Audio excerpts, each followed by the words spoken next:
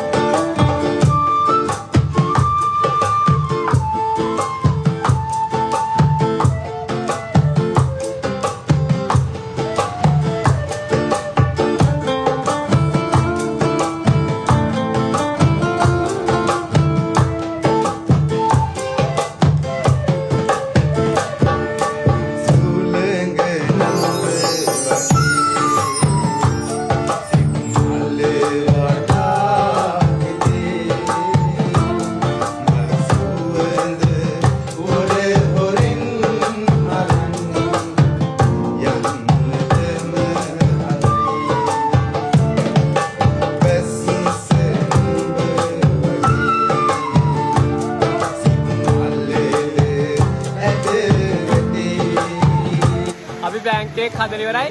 දැන් අපි කන්න හදන්නේ.